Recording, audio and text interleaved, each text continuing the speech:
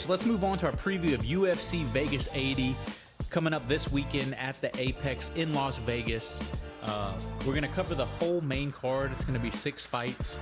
And the first fight we will take a look at is the main card opener. Alexander the Great Ape Hernandez taking on Bill Senior Perfecto Algeo. Hernandez comes in with a 14-6 record overall, 2-3 in his last 5. He did get a win his last fight out. It was in February of this year against Jim Miller. He's taking on Senior Perfecto Algeo. He's 3-2 in his last 5. So a little bit better. He did win his last fight as well with a rear naked choke win. Both guys have been kind of up and down in the UFC. 6-5 for Hernandez, 4-3 for Algeo. So both guys are looking to make, kind of make a run, turn their career around. Not turn it around because neither of them are having horrible careers, but kind of take that next step. Right, start stacking wins instead of just kind of bouncing back and forth. Exactly. How do you think this fight goes? So I'm a fan of Algeo in this fight. I think he's going to beat Hernandez, the slight underdog. Honestly, if Hernandez is going to win this one, I think he needs to control the pace. I think he's going to have to be adaptive to whatever Algeo can do because Algeo is very versatile. He strikes off and he's patient. But honestly, both fighters are good on the ground, good at grappling, good striking. I think it's going to be a close matchup, but I think Bill Algeo wins. I agree with you. I think Algeo wins. One thing to take a look at, Hernandez, the last 2 fights he's lost have both been by finishes. A TKO and a sub. He lost his last 2 losses. Right. Algeo, his last 2 wins have both been finishes. Okay. So I think Algeo comes out, gets the win. I think Algeo gets the finish.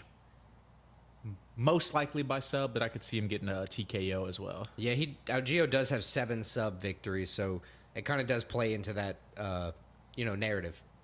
All right, so the second fight of the main card in the light heavyweight division, we have Felipe Monstro Lins taking on Ian the Hulk Cutelaba, probably Eon, with how it's spelled. So we got Lins coming in 17-5, 9 KO wins, 4 submission wins, 4 decision wins, with Cutelaba coming in 17-9, 13 KO wins with 2 submission victories. I don't even have the decisions, but you can do the math on that. That would be like 4 or 3. Anyway, 2 as well. There you go.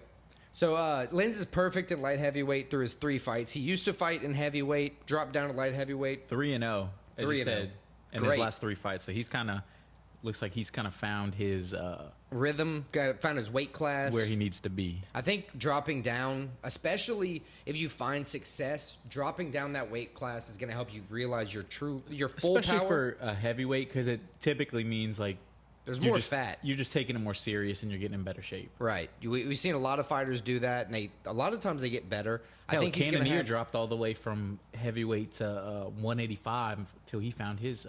Right.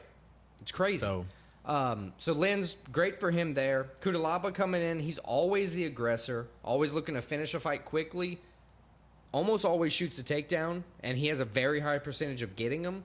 So he's an exciting. He's only 6-8-1 in the UFC, so he hasn't had the most success, but he's a guy, he brings the action. All his fights are going to be action. It's not going to be a boring fight. No, I agree. What do you think is going to happen? Man, I think Lins has, as we've talked about, he kind of found his way. I think he comes in, he gets his 4th victory in a row. I just think he gets that victory. I think light heavyweight is where he needs to be.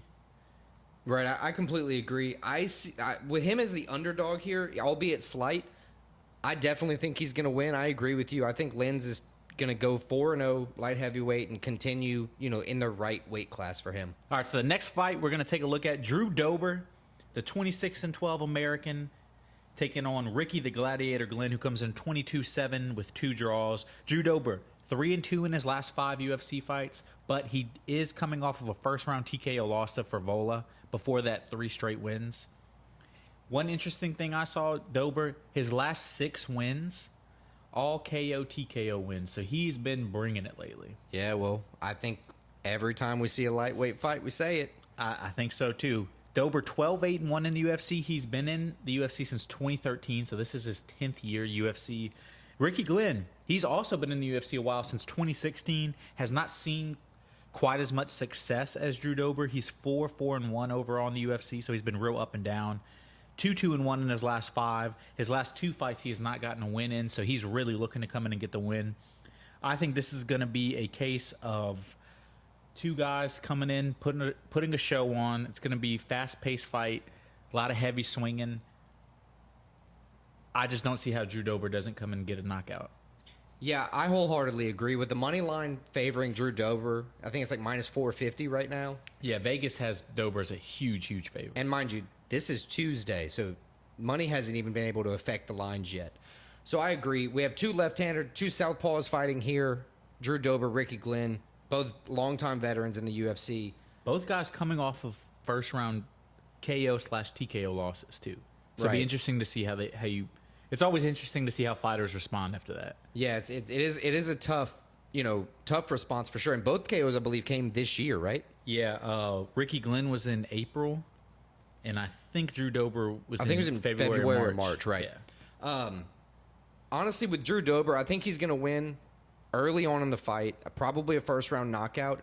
His biggest advantage is he can get you from range, but he can also knock you out while he's in the clinch. You know, Ricky Glenn does sport that same kind of thing, but we've seen Drew Dober have way more success with it in his time in the UFC. Drew Dober looks like his chin is made out of granite too. Yeah, He very has a strong chin. strong chin. And no takedowns, I don't think are going to be, even a factor in this fight. Even if the fight were to go multiple rounds, I don't think either guy's favoring a takedown here, but I agree. Drew Dober for the W. All right, so for our next matchup, we have Alex. Let's guess the nickname. Probably the Great something, right? The Great White. There you go. Alex the Great Maybe White. the worst of the great nicknames. It's probably, he might be one of the better of the great fighters, though. He is, but the Great White's not a great nickname. No. So we have Alex the Great White Morono taking on Joaquin New Mansa Buckley. Alex Morono's coming in 23-8 in his career, finishing people different kinds of ways with 6 KOs, 7 subs, 9 decisions, and one of those weird others on there.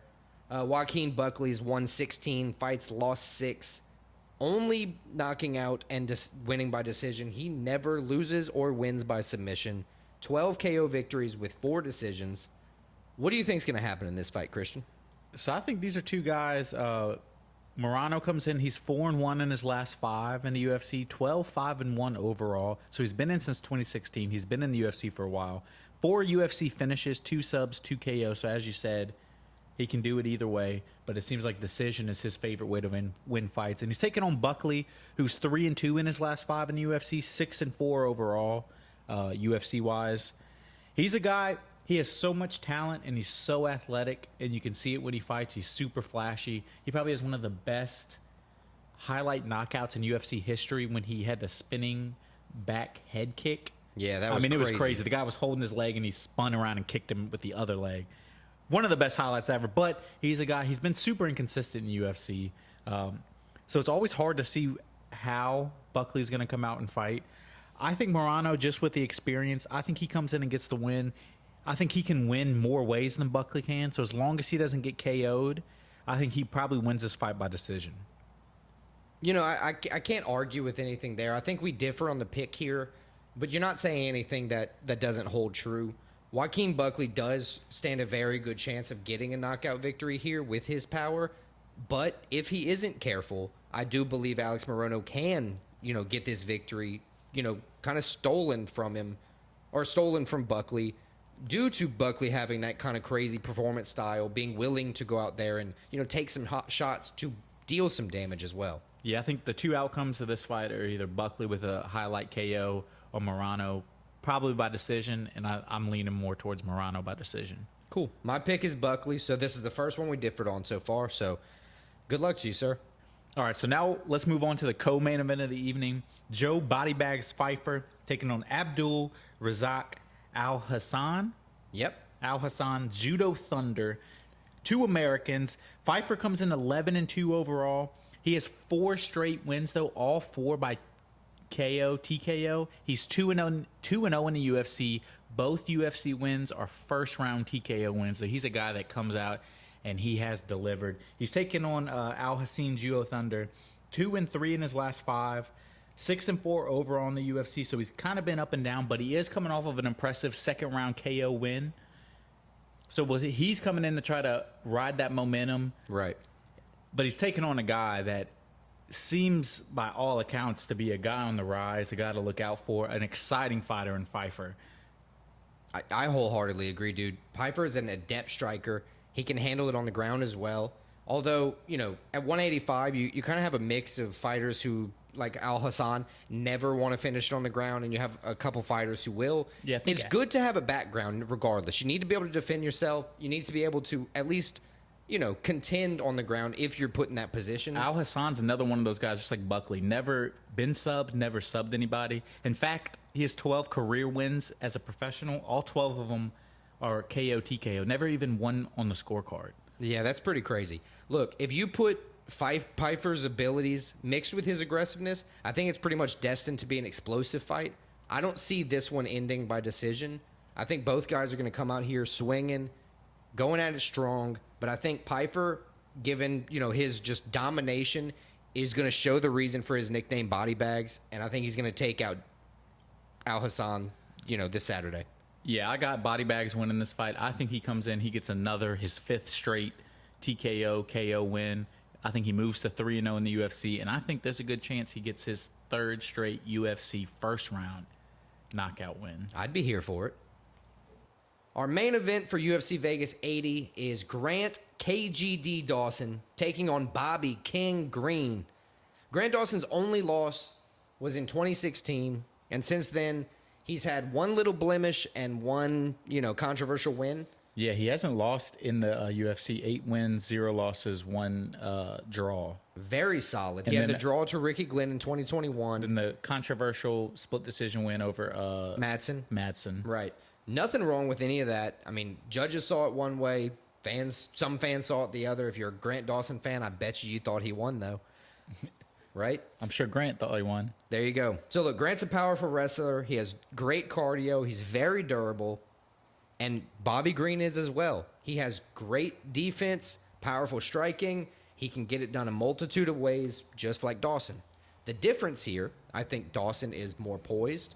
I think he's more patient.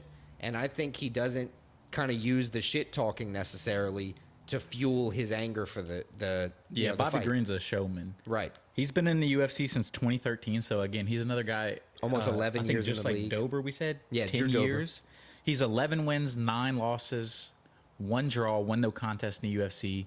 So he's been kind of up and down, but he's literally fought everybody. He's fought Islam Makhachev, the champ. He's fought Dustin Poirier, Edson Barbosa, Clay Guida. His last fight, he beat Tony Ferguson. He's fought Drew Dober. He's fought Fiziev. So he's a guy, he's seen everything really in the octagon. Everything that you can see, he's seen. And he's been beaten every kind of way, so he's been able to come back from every type of defeat as well. So, not completely, sleeping on Bobby Green. He is still that dude. He's still that dude, and honestly, with the odds, I think he's like, plus 380 or plus 300, I'm sorry. It's not crazy to think he could win this fight. I don't think he wins the fight. I think Grant Dawson comes in, and I think he kind of does his thing. Probably, if I had to guess, wins this fight by decision, Grant Dawson. But I could see him submitting Bobby Green. But I think it's going to be closer than the odds suggest. Yeah, I agree. I think Grant Dawson's definitely going to win this fight. I think it will be a closer matchup than the lines suggest, at least at this point. But we've also seen lines move a lot closer to the fight day. So I'll definitely be keeping an eye out on it. But I do think it will be a closer fight than it looks as of now.